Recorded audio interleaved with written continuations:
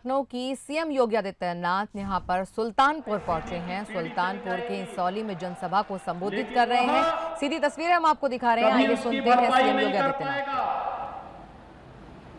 पेशेवर अपराधी और गुंडों को बहुत स्पष्ट संदेश है कि अगर गरीब के जमीन पर संपत्ति पर कब्जा करोगे, व्यापारियों की संपत्ति को हड़पोगे,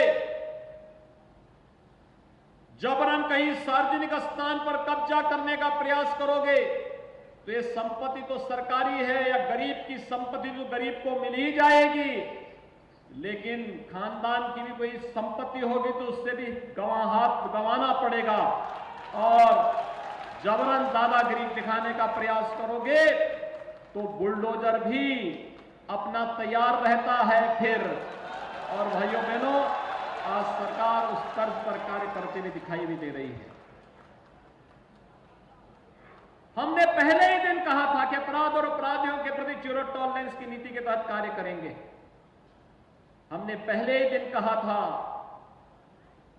कि हम प्रदेश के अंदर अराजकता फैलाने की छूट किसी को नहीं देंगे। और आज भाइयों बहनों, फिर से मैं आपके सुल्तानपुर में जब विकास की इतनी परियोजनाओं को लेकर के हमारे जनप्रतिनिधि आए हैं,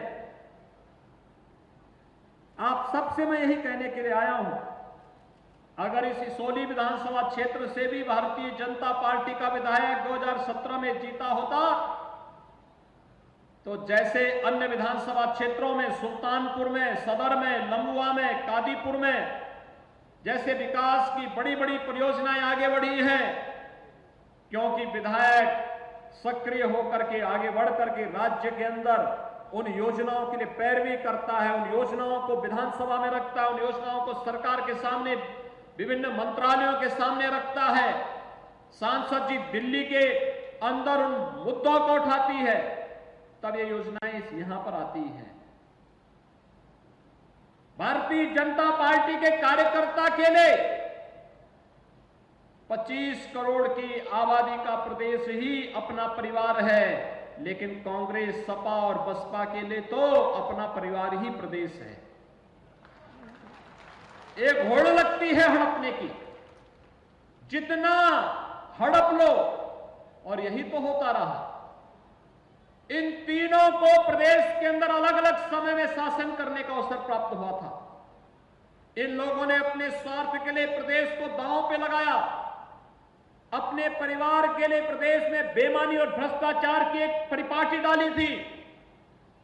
अपने राजनीतिक स्वार्थ के लिए पेशेवर अपराधी और माफियाओं को गले लगा करके प्रदेश के गरीबों को तबाह करने का, व्यापारियों को बर्बाद करने का कोई मौका कभी ये लोग चूके नहीं। लेकिन 2017 के बाद बदलावा प्रदेश के अंदर आप सबको देखने को मिला है। आज कोई व्यक्ति किसी गरीब की संपत्ति पर कब्जा नहीं कर सकता। आज कोई पेशेवर माफिया जबरन किसी व्यापारी को धमकी नहीं दे सकता। आज अगर कोई अपराधी और माफिया किसी सार्वजनिक संपत्ति पर भी कब्जा नहीं कर सकता, और अगर करेगा तो उसको इसकी कीमत चुकाने के लिए भी तैयार रहना पड़ता है।